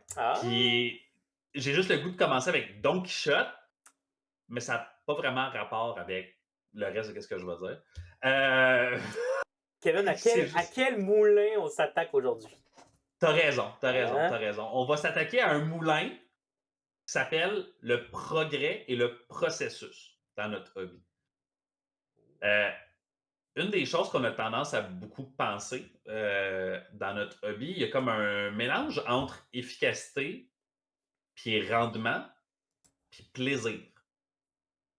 C'est comme un triangle qui est un peu malsain par moment parce qu'on va avoir tendance à oublier le plaisir pour pouvoir aller chercher plus d'efficacité. Et on va vouloir aller chercher tellement de progrès qu'on va aussi en oublier le plaisir. Puis des fois, on trouve pas que c'est efficace qu'est-ce qu'on fait, fait que ça progresse pas assez vite, fait qu'on n'a pas de plaisir. On n'est pas parti du bon coin du triangle. Là, je suis en train de bâtir quelque chose à la dernière minute en train de jaser, là, OK? Ça se peut que ce soit... Ça se peut que ce soit... OK, c'est bon. J'étais comme... Ça se peut que ce soit un peu bancal, mon affaire, mais c'est comme ça que maintenant que tu le dis. Je veux pas avoir l'air professionnel. Puis genre, mon Dieu, il a vraiment réfléchi à son affaire. Non, j'ai pas réfléchi à mon affaire. Mais c'est ma job. Je veux dire, de créer des images de même, je fais ça toute la journée. Fait mais tout ça pour dire que c'est un peu comme si on a un triangle où est-ce que c'est important de choisir de quel bout est-ce que tu pars ton projet. Parce que si le but c'est de commencer avec du plaisir, puis tu passes ton temps à mettre des efforts sur le rendement ou l'efficacité, tu vas passer à côté. Puis souvent, on s'en parle entre nous, toi, moi, Phil, Max, Seb, Simon, tous les gens avec qui on fait du hobby en général, pendant les soirées peinture live aussi. On partage des trucs entre nous, puis souvent les gens vont nous dire, mon Dieu, ça va vite. Tu sais, comme mettons ce que tu faisais toi pour Bolt Action, là, ça allait vite en tabarouette ton affaire. Les gens voient ce qu'on produit, puis ils se disent, ça se peut pas. Ces gens-là, ils n'ont pas 24 heures dans une journée. Mais notre rendement, le processus qu'on utilise, puis le progrès qu'on va chercher, il y a une science en arrière de ça. il y a une pensée, une philosophie, mais il y a aussi des coûts, il y a aussi des conséquences, puis il y a aussi des choses qui vont nous déranger, des choses qui vont nous freiner. Fait qu'on s'est dit, pourquoi pas en faire un sujet principal pour aujourd'hui? On va en faire un épisode, puis on va pouvoir se promener un peu là-dedans pour pouvoir vous partager nos secrets, puis en même temps, Secret. discuter, je pense. Ouais, ça, secret, mais en même temps, discuter un peu. Ça se peut que je découvre des affaires sur mon hobby en parlant avec David, puis que ça va m'étonner que je fasse ça, tu sais. Oh, Fait que, ouais, je sais. c'est l'heure des révélations. Moi, c'est le moment où tu vas me juger. Ben, j'aurais une question pour toi, David, pour commencer. Vas-y donc. Euh, Toi, dans ton processus, dans ton hobby, y a-t-il des affaires qui t'aident quand tu pars un projet ou quand tu te mets à peindre pour un projet en particulier? Y a-t-il des affaires que tu sais, ça, c'est tellement aidant, si je pouvais avoir ça à chaque fois, ça changerait tout? Ça, faut que je sois motivé. Ouais. Puis, mais motivé. Ouais. Faut que je sois motivé. Ben oui, évidemment, faut que tu sois motivé. Mais si T'as je viens. raison. Si Ça aide. Bravo. OK, tout le monde, c'est fini. Le sujet principal, c'était la motivation. C'était ça la clé. Fait que, Et- ben, merci, David. C'est tout pour nous. Yes! Hein? Je t'ai réglé Ça ça, fut moi. un très bel épisode. On espère que vous avez eu du plaisir. Hein? N'hésitez pas, balado, soirée, peinture, le balado, c'est la page principale. Non, mais c'est le premier mot qui s'est venu, c'est motivation, mais parce que je pense que je n'avais pas pris le temps d'expliquer avant. OK. Mais je vais faire un lien avec la joke qu'on fait quand je vais chez ma mère. Je pense que c'est les images, les sons, la musique. OK. Que je vais me mettre dans une ambiance qui va m'inspirer. Fait que Ben, tu vas aller chercher des à côté pour te créer un contexte de création. où je vais entrer en contact par hasard avec un à côté qui va me mettre dans le mood pour. Ah, donc par hasard, tu pourrais tomber sur une chanson qui te rappelle des Skaven, C'est et là, ça. ça te motive à le faire. Écouter Excalibur, puis avoir envie de faire l'âge de la chevalerie. Oui. Ok. Lire un roman de Warhammer Fantasy, puis là, oups, les Skaven, on est rendu là. Mais ouais. Pardon. Jouer à Ok. Vermintide. Vermintide, Ah ouais. c'est ça qui Vermintide, m'a remis sur les Skaven pas mal, ouais. mais c'est tellement un bon jeu. Ouais. C'est fou parce qu'on a tendance à sous-estimer les jeux vidéo comme étant un moteur de motivation, Mhm. faisant partie du processus. On va avoir tendance à l'utiliser comme étant justement un échappatoire à la place, ou à la limite, c'est même un frein au hobby par moment. Dans le sens où Ouais. c'est un autre hobby, les jeux vidéo. Tu sais. Fait que le temps que tu passes sur ça, c'est pas du temps que tu passes sur ton hobby. Fait qu'il y a des gens qui pourraient le voir comme étant un frein, mais pour toi, Vermintide, c'était un tremplin. Oui. Ah oui, oui. C'est drôle parce que des fois, je parle à du monde qui fonctionne beaucoup au défi puis à la performance. Moi, ça me tape ses nerfs, la performance. Je me sens pas visé, mais c'est correct. Mais C'est l'autre correct. personne fasse ça, ça me tape pas ses nerfs. Moi, je suis pas capable de vivre avec ça. On dirait que ça me met tout de suite une pression. Puis je suis comme, ah, Ouais. t'es Parce que tu là- le fais plus pour les mêmes raisons. c'est ça. Mais quand j'entends la tune de Battlefield 1942 qui a été reprise superbement par en tout cas un groupe qui prend des musiques de jeu puis ils refont, là Elton bam, John. j'entre dans un monde mental, puis là, j'ai envie de faire du bolt action. Ah, ok. Ok. Là, je suis dedans. Fait quand. Puis là, il y avait. Un deadline tout seul, ça m'aide pas. Ça peut me bloquer, puis ça peut m'amener à la procrastination. Ouais. Mais C'est logique. être motivé pour faire du bolt action, puis là, je sais que j'ai un deadline qui est la journée de jeu historique. Là, il y a un facteur d'accélération. Ben, en même temps, un deadline pour avoir un deadline, pour un enfant, c'est pas si pire. Pour un adulte, tu peux pas mentir à ton cerveau. Ton cerveau, il va faire le chemin tout seul. Dire, pourquoi on a un deadline? Ben parce que non, c'est Ouais. pas suffisant. Puis là, si tu te bats contre ça, tu te nuis à toi-même parce que tu le sais que c'est pas motivant, tu le sais que c'est pas aidant, mais tu continues à essayer de le respecter pareil. Tu es en train de tuer ta dopamine. Tu Ouais. es en train de littéralement tout tuer le plaisir que tu avais à faire ça. Ce n'est pas un moteur d'accélération, c'est littéralement juste un frein. Et là, encore plus, une raison de procrastiner. Ouais. Un deadline sans raison d'être, c'est juste un obstacle. Un exemple qui pourrait être donné, là, souvent on va avoir tendance à parler de nous, on n'aime pas vraiment les tournois. On n'embarque pas vraiment dans les tournois. C'est pas le côté compétitif, c'est pas quelque chose qui nous appelle. Mais c'est quelque chose de beau dans les tournois. Pour les gens qui organisent des tournois ou des ligues, qui se voient régulièrement, à toutes les semaines ou à tous les mois, ben ça, c'est un deadline avec une raison. Oui. Tu aimes jouer compétitif, ça, c'est la raison. Il y a un esprit, il y a une saveur, il y a un background, il y a un contexte. Et le deadline, c'est d'avoir la récompense d'aller jouer. Donc, si tu es capable de peindre une unit de plus que le mois passé, tu vois du progrès, tu le fais pour une raison qui t'excite, donc le deadline a une raison d'être. Et comme il est là à tous les mois, comme il est là à toutes les semaines, si c'est une ligue à la semaine, ou une ligue au mois, ou un hobby hangout, tu sais, t'es quelqu'un qui va jouer à Lord of the Ring, je pense les jeudis à toutes les 2 semaines, si je me rappelle bien, ou à toutes les semaines à l'Abysse, il y a le jeudi Lord of the Ring. Ben, tu vas jouer au jeudi Lord of the Ring, tu vas voir toujours les mêmes personnes. Tu le sais que si tu peins une unité de plus de tes elfes, la semaine prochaine, les gens vont s'en rendre compte. Parce que c'est les mêmes gens que tu rencontres. Tu viens chercher la même récompense. Oui. Fait que ton deadline a un sens. Fait que de là l'idée que les tournois peuvent être une motivation pour certaines personnes de pouvoir peindre. Là, tu as parlé des jeux vidéo, tu as parlé de la musique. Y a-tu d'autres outils que tu mets en place habituellement pour pouvoir t'aider? Y a-tu des choses qui sont fondamentales pour toi? Genre un pinceau préféré, ou la wet palette, ou Nos lundis peinture. lundi peinture. Le fait Ok. que toutes les semaines, à part des fois quand il y a des congés ou quand j'ai d'autres obligations, mais généralement toutes les semaines, j'ai un lundi peinture. Moi, ça fait que je peinture au moins minimum une fois par semaine. Fait que d'avoir ça dans ton calendrier qui Ouais. est steady tout le temps, peu importe Oui. le projet que tu aurais à faire, tu sais qu'à ce moment-là, tu vas pouvoir l'avancer. Puis ça se peut que j'avais pas envie de peinturer, mais je sais que je vais venir parler de hobby. Puis tant qu'à parler de hobby, là, je vais gosser de quoi. C'est déjà arrivé que j'ai passé une bonne partie de lundi peinture à me demander ce que je vais faire. Mais je finissais par Ouais. faire de quoi, mais ça me garde sur la track Ouais. à chaque Ouais. semaine. Fait Puis que- en même temps, tu es en contact avec des gens qui peuvent t'inspirer, qui lancent la balle. Tu n'es pas tout seul en train de ruminer ça. C'est ça. Ouais. Fait que là, on embarque dans un côté social. Oui.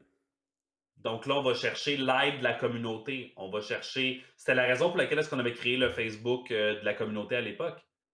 C'était que les gens puissent se réunir pour pouvoir partager des trucs ensemble. Ben là, la soirée peinture, c'est un concentré de ça. C'est notre petit, pour ceux et celles qui ne le savaient pas, là, les lundis soirs, entre amis, on s'organise un petit lundi soir de peinture où est-ce qu'on se met ensemble, puis on jase, on est sur Discord, puis on peint. C'est vraiment un tout petit groupe d'amis là, qu'on se tient entre nous autres. Mais ça va aider des fois à faire naître des projets. Des fois, ça va nous permettre, comme tu dis tantôt, j'ai rien à faire, j'ai rien qui me tente, je vais passer la soirée à me demander qu'est-ce que je vais faire. Mais là, tout d'un coup, durant 3 heures, Kevin et Simon, ils jasent d'Horus Hérésie. Ben là, c'est vrai, j'ai les Thousands, c'est vrai, j'ai les Alpha Légion, c'est vrai, j'ai un kit de Forge World que j'ai pas assemblé encore. C'est vrai, j'ai ce tank-là que je pourrais faire la technique que j'ai appris avec Miles. Il dort là, il est prêt, il me reste juste à le faire. Bon, OK, lundi prochain, je sais qu'est-ce que je vais faire. J'ai passé ma soirée à écouter puis à discuter. Mais maintenant, je sais la semaine prochaine qu'est-ce que je vais faire. Mon projet est choisi. C'est dans ce contexte-là que la campagne de François est née aussi. C'est vrai. Puis je pense que le fait qu'on jouait une fois par mois, mais qu'à tous les lundis, presque tout le monde de la campagne était là, puis qu'on jasait de ça, ça faisait juste se nourrir encore plus puis rendre ça plus facile. Ben. Puis on a fait ça pour l'Apocalypse aussi. Oui. L'Apocalypse, c'était ça pendant la pandémie. La pandémie nous a aidés là-dessus. Oui. Dans le sens que pour plusieurs personnes, la pandémie, on aurait pu penser que ça leur aurait été un motivateur de faire plus de hobby parce que tu as plus de temps. On est tous dans un contexte plus anxiogène. C'est pas tout le monde dans un contexte anxiogène qui ont le goût de se tourner vers leur hobby nécessairement. Il y a des hobbies qui demandent plus de motivation intrinsèque. C'est un hobby qui se fait des fois plus tout seul si ton partenaire de vie avec qui tu habites ou ta famille n'en fait pas. Fait que ça peut devenir un petit peu plus rushant. Nous, on s'est structuré autour de notre hobby en se disant, ben, on est une gang qui aime ça. On avait déjà cette habitude-là. Fait qu'on va juste reprendre cette habitude-là. Puis on va la garder pendant la pandémie. Mais je me rappelle très bien qu'on s'était dit, ça va nous prendre quelque chose. C'est quoi au bout de ça? Mm. Parce que justement, on avait des gens qui venaient dans nos amis et qui disaient j'aimerais ça, mais je sais même pas c'est quand la prochaine fois que je vais pouvoir jouer. Ouais. Que ça me donne. Mhm. Pour moi, quand est-ce que je vais pouvoir jouer que ça me donne? C'est pas tant un argument que j'ai de besoin. Pour toi, peut-être pas non plus. Mais pour certaines personnes du groupe, c'était plus que nécessaire de savoir c'est quoi le endgame. Le endgame, Oui. il est quand et c'est quoi. Un coup qu'on avait ça, ben là, on avait déjà la bonne habitude. Fait qu'on avait déjà séparé en plus petits morceaux facilement digérables notre hobby, les étapes. Les étapes, c'était chaque lundi. Puis la fin du projet, c'était la game d'Apocalypse. C'était la game avec François. Et C'était la campagne de François. tu m'aurais posé la question à l'époque, je t'aurais dit, je t'aurais dit la même chose, j'ai pas besoin d'un endgame. Ça a changé Ouais. depuis. Ou j'ai Ah oui? réalisé. Ouais. Mais c'est. OK. Il y a une grosse différence, c'est que beaucoup de nos amis qui disaient ça, c'est des gens pour. Comment je pourrais dire? Un de leurs indicateurs clés de performance, pour eux, c'est de dire le nombre de parties que j'ai jouées. Moi, c'est toujours OK, pas je ça. comprends. Moi, c'est toujours pas ça. Mais de savoir qu'il y a une campagne ou une participation game dans une journée de jeu historique qui s'en vient, moi, ça me motive. Parce qu'encore une fois, ça te sert de deadline avec une raison d'être. Et je peins de moins en moins. À l'époque, dans cette époque-là, j'aurais peint pour ma collection. Ouais, Là, j'ai moins une approche collection, plus une approche projet. je comprends. Mais pas une approche nombre de games. Je pense que c'est ça la distinction. Ben, l'approche projet permet d'être plus efficace et d'avoir un meilleur rendement. Ouais. Parce que tu peux séparer en plus petits morceaux un projet. Une collection, quand l'envie est plus là, quand la Ouais. motivation est plus là, j'ai pas de raison de continuer. La collection en elle-même n'est pas assez pour me soutenir parce que c'est jamais terminé. À moins que la collection atteigne une limite parce que tu dis 2000 points, c'est ma limite. Mais comme habituellement, les collectionneurs n'ont pas tendance à dire 2000 points, c'est la limite. Ils ont tendance à dire quand j'aurai une fois chaque affaire, ben là, c'est différent. Surtout dans un univers comme Games Workshop, là, où est-ce qu'une fois chaque affaire, c'est large. Là. Mais quand tu y vas par projet, ben, tu peux séparer en petits morceaux, puis ton deadline est clair. C'est la fin Ouais. du projet. Ou il devient la fin du projet phase 1, puis ensuite, on sait qu'il va y avoir une phase 2. Fait que tu peux séparer en petits morceaux. Ouais. Avec des récompenses. On a parlé de la campagne de François. Les soirées peinture live étaient aussi un très bon outil pour beaucoup des gens qui nous écoutent en ce moment ou qui viennent pendant nos événements, qui nous disent justement que quand est-ce que vous allez recommencer, quand est-ce que vous allez en refaire. Moi, ça m'aidait. À chaque mois, je savais que j'avais un samedi soir que je pouvais faire du hobby. Je venais faire ça. C'est vrai qu'on voyait les projets avancer à tous les mois. Ces gens-là attendaient juste qu'on mette la date en ligne pour pouvoir venir. Fait que c'est aussi une autre très belle affaire. Puis ça permettait à des gens de pouvoir communiquer, jaser entre eux autres et là, créer des projets. Donc là, on s'en va vers une approche projet où est-ce que là, on a Ouais. John qui part une crusade, par exemple. Ben, John a parti sa crusade avec plein de nouveaux autour de la table parce que lui puis les nouveaux disaient on aimerait ça jouer à 4K. On aimerait ça pouvoir essayer le système de crusade. On aimerait ça pouvoir le faire ensemble. On est tous des débutants. Faisons-le. Est-ce qu'un défi, ça fonctionne pour toi? Si on s'était lancé le défi de Tyrannide, Non. t'étais venu le faire avec moi. C'était-tu l'idée d'avoir une journée de défi de Tyrannide? C'était-tu quelque chose d'intéressant ou c'était juste une excuse pour venir faire du hobby puis ça me fait plaisir? Ah, c'est plus ça, ouais. OK. Moi, j'avais pas OK. l'illusion que j'allais être capable de faire ça. Là. Je me doutais OK. que c'était en dehors de mes capacités. Mais j'en ai profité par contre pour hobby adjacent, pratiquer mes capacités de faire des reels. C'est vrai. C'est vrai. ça, par contre, j'ai dû puis trouver ma recette puis faire ça. Mais non, c'est pas. C'est ça, pour moi, ça rentre dans le performance, le défi, un Ouais. défi. Hein. Ça vient moins chercher ma dopamine. OK. On utilise le mot dopamine De façon assez libérale. lousse. Ouais, c'est ça. Mais je pense que c'est important de pouvoir s'en rendre compte. Chaque personne est différente. Moi, un défi, ça marche. moi, de dire, je prends une journée, c'est ça que j'essaie d'aller chercher. Après ça, si je ne l'ai pas, on va pas mettre à pleurer dans un coin. Là. En tout cas, si vous avez vu une vidéo de quelqu'un qui pleure en dessous d'une table, c'est pas moi. Euh, mais j'ai aucune difficulté à me lancer un défi qui est loin, qui est presque inatteignable. Si je l'atteins, tant mieux. Si je l'atteins pas, c'est correct. Je vais quand même être plus loin que je l'étais avant de commencer le défi. Fait win-win pour moi. Moi, c'est un motivateur. Mais je ne peux pas le faire tout le temps. Mm. Je vais le faire habituellement quand j'ai un creux de motivation ou quand je suis sur un solide high de motivation puis que je sais que ça ne durera pas longtemps. Les deux extrêmes. Ouais. Soit j'ai un creux puis j'ai besoin de me kickstarter ma propre motivation. Puis là, je prends une boîte puis je fais, c'est ça, je fais. J'ai pas envie, ça me tente pas, on s'en calisse. C'est ça que je fais. That's it. Je me dis à moi-même, t'as pas un mot à dire, go. Fait là, je me lance le défi, je le fais. Puis après ça, la motivation est revenue pour faire autre chose. Parce que là, j'ai fait quelque chose que j'aimais pas. Fait que vu que j'ai fait quelque chose que j'aimais pas, ça me prend une récompense. Le prochain projet devient ma récompense. On se comprend? Ouais. Si je suis sur un high de motivation, puis que mon high, c'est un gros pic, mais je sais que ce projet-là, il va pas m'intéresser longtemps. Je sais que ça va être l'espace d'une couple de jours, une couple de semaines, pas plus. Ben, c'est le moment là de le faire. Parce qu'avec ça, je peux kickstarter encore une couple de semaines, puis je vais en avoir fait assez pour être satisfait durant ce high-là.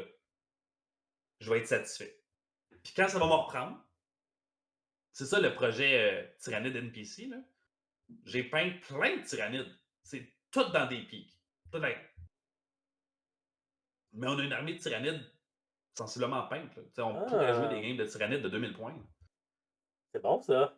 Ouais, mais tout ça est venu de 2 défis tyrannides, un lancé tout seul, puis un lancé en public. That's it. Fait que pour moi, ça marche. Est-ce que le art, ça t'aide? Oui. Ben oui, les images, ça peut m'aider ça peut m'inspirer. Parce que souvent, je pense au livre de art que Games Workshop sort. Là, on a eu Horus Heresy, le artbook qui est sorti il n'y a pas longtemps. Puis à chaque fois que j'arrive pour pouvoir en acheter un, je me dis tout le temps à quoi ça sert. Ouais. Il y a une grosse partie de mon cerveau qui fait Kevin, tu perds ton temps avec ça. Il va aller dans ta bibliothèque, tu vas l'avoir regardé une fois, tu vas faire c'est vraiment cool. Au bout de la ligne, c'est des covers de livres que tu as déjà vus. C'est des covers de livres qui sont déjà sur Google. Fait que pourquoi tu serais amené à aller sur Google? Là, je vous fais un petit voyage dans ma tête. Okay? Fait que si je l'achetais, je l'utiliserais pour quoi? Je l'utiliserais pour de l'inspiration. Si je l'utilise pour de l'inspiration, est-ce que je pourrais avoir la même inspiration ailleurs? Oui, c'est les mêmes images que sur Google. Qu'est-ce qui m'amènerait à aller sur Google pour pouvoir aller chercher ça? Un projet de peinture. OK. Bon, ben, pourquoi je ne vais pas là? That's it. Fait que ça finit soit par me donner envie de l'acheter parce que je me dis, ben, c'est cool, je suis content de l'avoir, puis je vais l'avoir dans mes mains, ça va être motivant.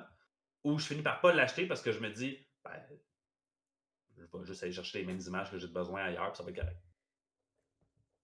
Moi, ces livres-là m'ont tenté à l'époque où il y avait moins de sorties. Ah ouais. Puis là, je pouvais attendre longtemps avant d'avoir quelque chose qui m'intéresse vraiment.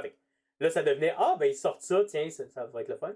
Quand les sorties ont accéléré, j'ai moins vu l'intérêt. Mais par contre, des livres d'éradique comme celui de l'Empire. Ah ouais. Ah ouais. Ça va m'inspirer. Mais ça all day, every day, là. Ça, c'est pas de l'Internet, ça. Ça, tu peux pas trouver ça sur Internet. C'est ça. T'as des images, mais t'as de l'information aussi. Oui. Ça vient me chercher. Ça me donne à la fois de l'inspiration visuelle, mais en même temps de la saveur et de la connaissance qui l'accompagne et qui l'explique. Oui. Ce que je trouve intéressant, mettons, je prends l'exemple du livre de Horus Heresy qui est sorti, là. Ce qui m'avait motivé à l'acheter, c'était, contrairement à une image sur mon cell ou à une image sur Google que je vais trouver, si c'est juste pour trouver une recette de couleur en me disant comment les salamanders sur ce cover de livre-là, ils étaient plus olive que vert fluo, j'aimerais ça voir la distinction entre les deux. Ou ceux-là étaient plus vert émeraude. J'aimerais ça pouvoir voir la distinction entre les deux. Ça, c'est de la recherche de couleurs. Bon, c'est pas grave. Ce qui va m'inspirer dans ce genre de livre-là, c'est de voir la scène de combat qu'il y a dans le livre, puis de voir les choses en background. qui n'est pas en avant. Le sanguinius qui est en avant, il m'intéresse, il est le fun. Mais ce qui se passe en arrière de lui, le guardsman en train de se faire tirer dans la tête, là, y a-tu des feuilles sur la tête? Ah. Y a-tu un camo? Y a-tu ci, y a-tu ça? Ça, c'est des affaires que je vais prendre le temps de regarder dans un livre pour dire je vais me faire un régiment comme eux. Mais c'est exactement ce que je ferais avec un livre d'héraldrie comme que tu as dans les mains en ce moment. Ce serait de regarder, au lieu de lire un texte, là, c'est une image avec une action dedans.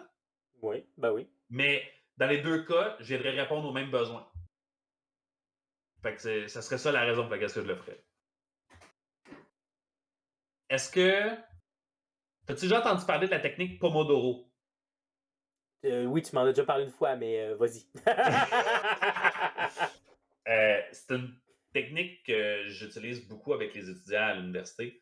Mais ça s'applique dans plein d'affaires dans l'univers. Puis je trouve que dans le hobby, on nous enseigne pas beaucoup de techniques sur comment ne pas s'épuiser dans notre hobby. On a parlé un peu là, de plein d'affaires qui nous aidaient, mais une des choses qu'on a moins tendance à aller chercher, c'est je vais peindre 4 heures de temps. OK. Je te jure que ta dernière heure est pas mal moins efficace que ta première. Sûr et certain. Parce que c'est comme ça que notre cerveau est fait. Je vais peindre à tous les jours durant 3 heures. OK. Si on se dit que la dernière heure est moins efficace, qu'à tous les jours, tu fais des affaires qui se répètent, donc la motivation est de moins en moins présente parce qu'il y a de moins en moins de dopamine, parce que c'est de moins en moins du nouveau. Si le endgame n'est pas proche, donc la récompense d'avoir terminé le projet, tu ne vas pas tenir ça longtemps. Parce que là, tu es en train de traiter un marathon comme un sprint. Ça ne marchera pas. Fait que tu vas être de moins en moins efficace. Tu vas botcher. Tu ne seras pas satisfait du résultat. Tu vas t'épuiser. Tu vas t'écœurer. Tu ne vas pas pouvoir continuer.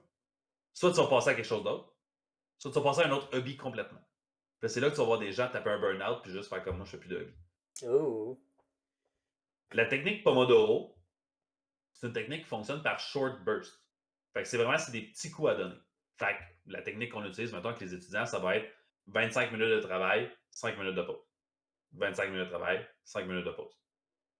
Tu peux l'ajuster selon ton bon vouloir, là. Mais l'idée, c'est de dire, si on fait un 3 heures de 25-5, ou on fait un 3 heures non-stop de peinture, la personne qui a fait 25-5 va se rendre beaucoup plus loin que la personne qui a fait 3 heures. Et le 25-5 durant 3 heures pourrait être fait plusieurs fois dans la semaine et même plusieurs fois dans une journée. Il serait moins épuisant cognitivement que faire des bursts de 3 heures non-stop. Donc, moins de chances de t'écœurer, moins de chances de t'épuiser. Et tu vas être plus efficace, donc tu vas arriver à ton endgame plus vite. Et là, tout ce que tu as besoin de faire, c'est de gérer où le endgame. Ah. Si ton endgame, c'est 40 guardsmen, choisis donc 10. Je te jure, ton endgame il est tellement proche que quand tu vas être rendu, tu vas faire comme ça a été vraiment plus vite que ce que je pensais. Je pense que je suis capable d'en faire un autre 10. À la place de j'en fais 40. Ouais. Puis là, t'en as fini 10, puis tu fais il en reste 30. Au bout de la ligne, t'en as quand même fait 10. Mais la perception du endgame est complètement différente. Donc, la récompense est différente. Donc, la charge de dopamine aussi. Fait que la technique Pomodoro, c'est une technique qui permet de te protéger d'un burn-out et de te garder le plus cognitivement actif puis performant. Je sais que tu n'aimes pas beaucoup quand on parle de performance. Mais c'est la même affaire au travail. Quelqu'un qui travaillerait en télétravail, j'aurais tendance à dire choisis-toi des périodes de travail, des petites périodes de pause, puis essaie de varier les tâches. Ça va être la meilleure façon de ne pas t'épuiser au travail. Fait j'applique la même technique dans les études avec les étudiants que dans mon hobby. Ça fait toute la différence. Fait qu'une escouade de 5, Ouais. 25 minutes, je fais mes trims. Ou je fais le nombre de trims que je peux pendant 25 minutes. 5 minutes de pause, je reviens, je finis cette étape-là, je commence la prochaine. Ouais. 5 minutes de pause jusqu'à temps que je finisse mon 5. Et avec l'expérience, tu vas être capable de pouvoir dire quelle étape je peux faire ce soir avant de terminer, là, dans mon dernier 25, pour pouvoir faire sécher ce soir. Ah. Fait que le dernier 25 minutes, ça pourrait être de faire les bases. Fait que si durant le dernier 25-30 minutes, c'est de faire des bases, puis après ça sèche, le lendemain, quand tu refais ton Pomodoro, quand tu refais ton 3 heures en petite batch, t'es déjà à la fin. Ben oui. Fait que move along, et là, tu vas être capable de pouvoir partir une autre batch pendant ton deuxième Pomodoro, pendant ta deuxième journée, pendant peu importe. Fait que c'est beaucoup plus motivant. Keep the ball rolling. Puis la motivation, c'est quelque chose qui s'entretient. Tant mieux quand elle est là, mais si elle est là et qu'on ne l'entretient pas, elle part bien plus vite. Fait que ça fait partie des. C'est ça. Ça fait partie des trucs que je pourrais donner. Tu sais, mettons, toi, David, tu as eu comme Bolt Action, là, parce que tu t'es comme donné à fond. Oui. Quand tu arrives à la fin d'un projet, là, comment on se sent? Ah ben, je suis content. Ben, j'étais sur un high, puis ça, tu sais, j'avais atteint une vitesse de croisière assez impressionnante, là, où les trucs arrivaient super vite. Mhm. Mais j'étais dans l'illusion que je pouvais continuer après sur le prochain projet, mais non. Parce que tu as comme tapé ton pic. Ouais. Puis là, on change de projet. Fait que si on change de projet, on change de paradigme, on change Ouais. de conditions, on change de contexte. On peut pas penser qu'on va rester ici, là. On peut pas penser qu'on va rester au top là. On dirait que Parce que oui. sinon, c'est. On dirait que oui. Mais est-ce que tu penses ou est-ce que tu souhaites? Ah, c'est un mélange des deux, je pense. Ben, mais un coup, tu catches ça, tu fais OK, non, mais attends, ça, c'est un souhait. Ouais. J'aimerais. OK? Qu'est-ce qu'on peut changer dans le processus? Tout ce qu'on dit depuis tantôt, là. Qu'est-ce Ouais. qu'on peut changer dans le processus pour. On va peut-être descendre de 1 ou 2 crans la vitesse de croisière. Mais on va, au lieu de repartir de 0, on va repartir de 3 sur 5. On va se rendre bien plus vite à 5 sur 5 si on redescend à 3 que si on se fait à croire qu'on est capable puis qu'on crash à 0. Puis après ça, il faut remonter jusqu'à 5. Ouais. Fait que si tu es capable de pouvoir revoir le projet en disant j'aimerais ça, ce serait le fun. Mais je peux pas traiter mes Thousand Sons comme que je traitais mes soldats d'Afrique de Deuxième Guerre mondiale. Pourquoi? Les détails sont pas les mêmes, la quantité de couleurs sont pas les mêmes, la grosseur des modèles n'est pas les mêmes, la quantité de modèles à peindre n'est pas les mêmes. Les techniques. Les techniques sont pas les mêmes. Ça ne peut pas être ça. Et peut-être même, on était vraiment motivés pour l'autre. On avait les films, on avait la musique, on avait le deadline, on avait le projet, on avait ci, on avait ça. Et l'habitude de le faire pour se rendre jusqu'au endgame.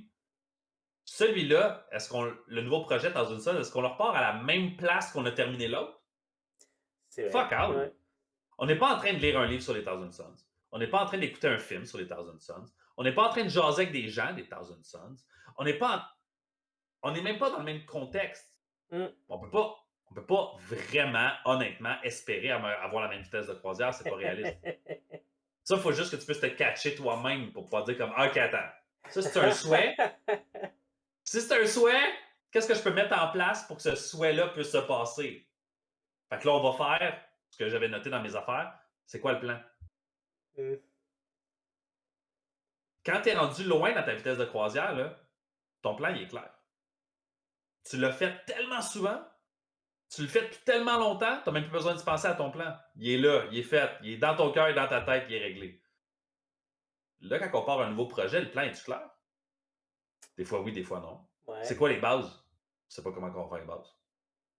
Les trims, tantôt tu disais, là, j'ai essayé 3 couleurs différentes pour les trims. Ben oui. Il n'y avait pas de plan sur les trims.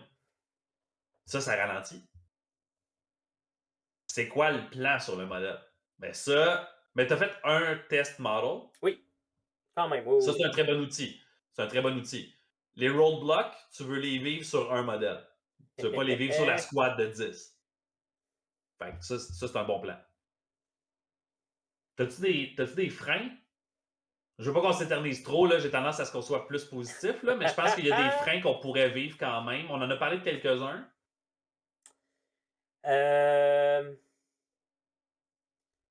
Bonne question.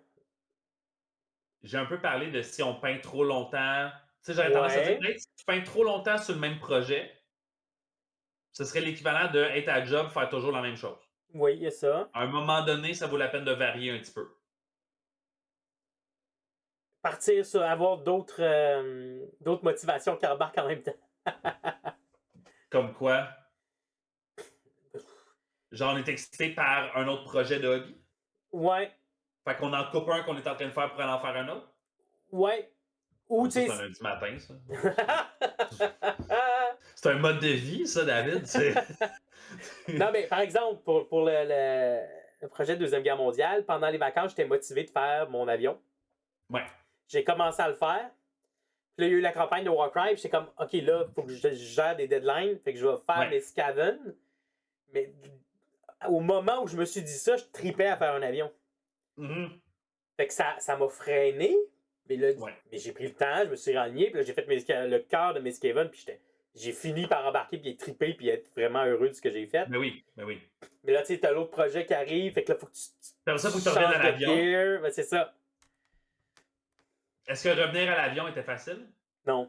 Mais c'est ça. Il a fallu que j'écoute ma petite musique, que je me remette dedans. Puis OK. je commence. Il a fallu que je commence par. Je suis pas vraiment motivé, mais je sais que ça s'en vient. Puis là, en embarquant dedans, ça a fini par revenir. À un moment donné, j'étais pas sûr. Je savais pas que ça revienne pas. Puis là, je fonctionnais Ouais. plus sur le devoir. J'ai le devoir Ouais, de il me faut. rendre là. Mais ça a rembarqué finalement. Mais ça peut être un frein, tu sais, d'avoir plusieurs motivations qui embarquent. Puis, Ouais. Est-ce que tu te sentais coupable? oui, c'est déjà arrivé, ouais. Ouais. Ben, ça, c'est un solide frein que je vais Ouais. voir dans les gens qui se donnent. Tu sais, tu disais, je me sentais obligé, je me donnais le devoir. Il faut le faire. Habituellement, avec devoir vient culpabilité. Oui. Parce que si tu l'atteins, tu es fier de toi. Si tu ne l'atteins pas dans le temps ou de la façon, ou même tu l'as abandonné pour aller faire autre chose, tu vas vivre de la culpabilisation. Oui. Fait que de là vient le triangle de tantôt. Là. Si on fait les choses par plaisir, puis que là, on quitte un projet par plaisir pour aller en faire un autre par plaisir, si on prend ce frame-là pour pouvoir faire notre projet, c'est beaucoup plus facile de lâcher prise. Si c'est le devoir, c'est lourd le devoir. Là. Fait que ça peut être un Ouais. motivateur. Mais si c'est un frein, check-toi. Mais C'est important. C'est un à hobby. l'inverse, tu vois, je vais me sentir un devoir quand je le fais avec d'autres gens parce que je me sens engagé à faire quelque chose. OK. Fait que là, des fois, ça va être un moteur. Puis à l'inverse, si c'est juste moi tout seul, ça se peut que je perde ma motivation et que ça devienne un frein. Parce que je le partage avec personne, parce que tu sais, il n'y a pas l'effet de communauté. Puis là, j'ai eu Ouais. un Parce que trip. Je l'ai si vécu tu le fais juste momentanément, pour mais toi, c'est ça ça. a un certain niveau d'énergie. C'est comme si la pile était à moitié pleine. Mais si les Ouais. gens le font avec toi, le devoir que tu as envers les autres, ça remplit le reste de la pile, mettons. Ouais. OK. Intéressant. Est-ce que tu as tendance, et je terminerai là-dessus, là, as-tu tendance à. Ça, je vais commencer ça la semaine prochaine. Oh. Pas tout de suite. Non, pas tout de suite. On fait ça la semaine prochaine. C'est pas le bon moment en ce moment.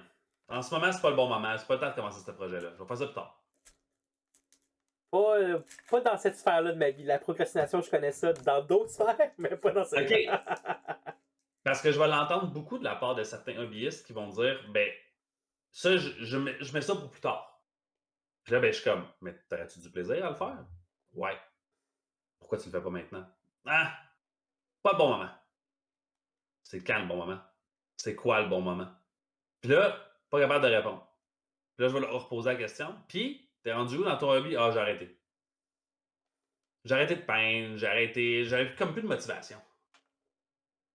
Mais la raison pour laquelle est-ce qu'on procrastine habituellement, c'est parce qu'on sait que c'est quelque chose qui nous fait peur, c'est quelque chose qui nous rend anxieux, c'est quelque chose qui nous stresse, c'est quelque chose qui nous impressionne, c'est quelque chose qui nous met un frein, à quelque part.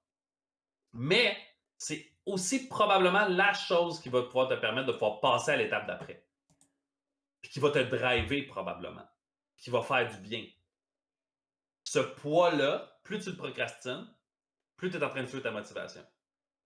Je donnais comme exemple tantôt le visage de mon Tree Lord et le chest de mon Tree Lord. Je l'ai laissé à la fin. Je n'ai pas touché avant d'avoir fait les bras, les jambes, le dos, les fesses, la crouch. J'ai tout fait, le brun. Je le remettais à plus tard. Mais rendu au jour 3, je savais que si j'allais pas mettre cette touche-là, j'avais pas une vision d'ensemble de mon projet. C'est vrai que c'est intimidant, mais d'un autre côté, mon projet, il est pas du tout proche de ce qu'il devrait être tant que je l'ai pas fait. Fait que ma motivation, elle est pas du tout au niveau qu'elle pourrait être tant que je l'ai pas faite. Et là, ce matin, avant d'aller au travail, j'ai fait le visage. Oh! Puis j'ai fait OK. Ça commence à avoir l'air de quelque chose qui me fait triper, là. Je sais pas si tu te rappelles, mais lundi, je te disais j'ai hâte d'avoir fini les écorces, là. J'ai hâte d'avoir fini l'écorce. La motivation est en train de descendre. Ben oui. Parce que je suis pas en train de répondre à mon besoin pantoute. Je procrastine sur qu'est-ce qui ferait en sorte que je peux passer à l'autre étape d'après. Parce que c'est trop important. Fait qu'à la place de le confronter puis de le gérer, ben je le remets à plus tard. Fait que moi, les gens qui disent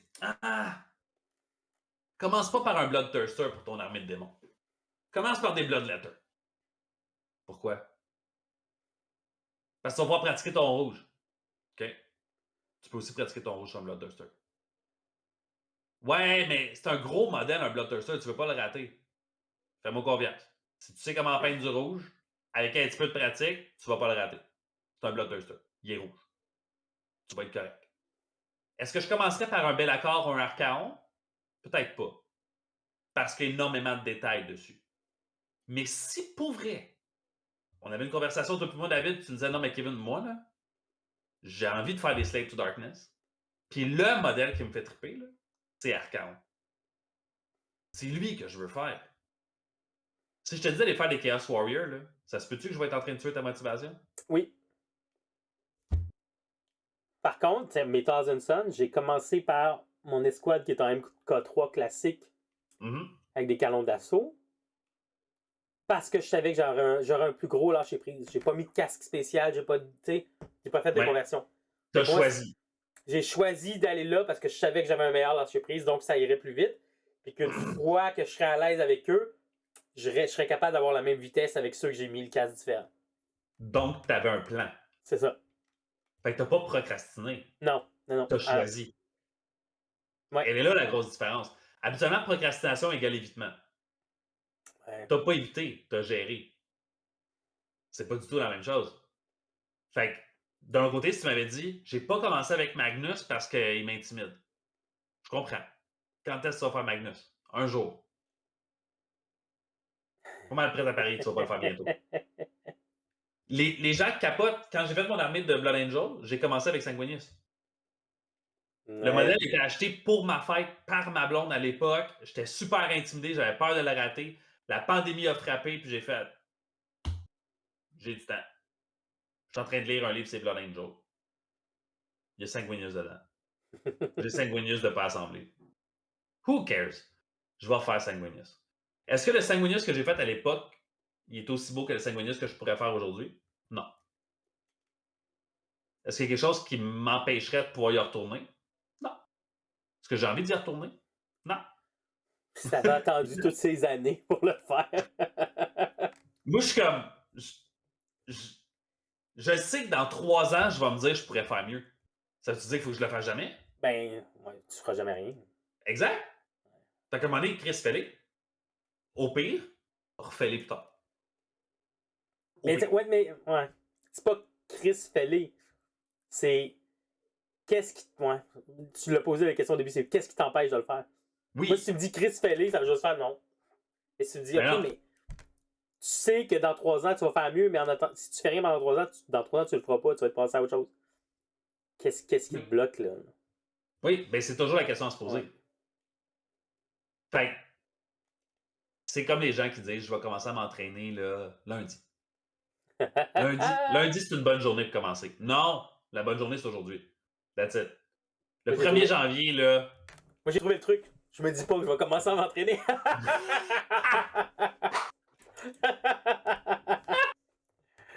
Je pense que c'était la meilleure façon de finir le segment. Ben, c'est pas mal tout pour l'épisode. T'avais-tu des affaires à ajouter, David? T'avais-tu non, des ça trucs? fait pas mal le tour. OK.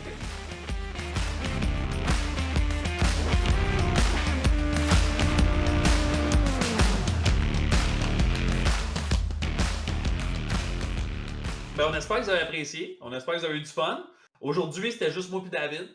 Fait que vous avez eu droit à peut-être un aspect plus sérieux de ma part. C'est rare. J'ai l'impression d'avoir été moins niaisé que d'habitude. Mais j'espère que vous avez quand même apprécié que je sois un petit peu plus sérieux qu'à d'habitude. C'est probablement l'influence que David a sur moi. Tac! Fin de l'épisode. On a soirée peinture, le balado. Si vous voulez nous ajouter sur les médias sociaux, si vous voulez aller nous donner vos commentaires, si vous voulez aller nous donner une cote. Donc, sur Facebook, on a soirée peinture, le balado, qui est la page principale. On a soirée peinture, la communauté, qui est le groupe que j'ai mentionné un peu plus tôt, sur lequel est-ce qu'on partage des trucs. Les épisodes sortent à peu près une fois par semaine. Donc, on a Spotify, Balado Québec. On a aussi sur YouTube, où est-ce que ça sort, comme là, vous pouvez nous voir en vidéo. Et on remercie Derek, qui, il me semble, est en Belgique, qui fait des commentaires sur nos vidéos YouTube. Merci, Derek. Oui, gênez-vous pas. Si vous voulez faire des commentaires sur le fait que ma pile, elle a un peu descendu parce que j'ai fait du ménage, gênez-vous pas. Si vous voulez faire des commentaires sur le fait que David, ça a vraiment l'air organisé ses affaires, allez-y. Non, mais David comparé à moi. Là, Ah, je trouvais que j'avais plus de temps en bordel, non? Ah, non, c'est juste parce que j'ai fait diminuer les affaires. C'est tout un leurre. Oui, donc, gênez-vous pas. Commentaires sur YouTube, commentaires sur Spotify. On les prend sur Facebook, gênez-vous pas. On a aussi le Instagram. Fait qu'on a YouTube, c'est Soirée Peinture. Instagram, c'est soirée.peinture. Puis, je pense pas mal ça. Il nous reste juste une chose à dire. David? Bonne soirée peinture! Bonne soirée peinture!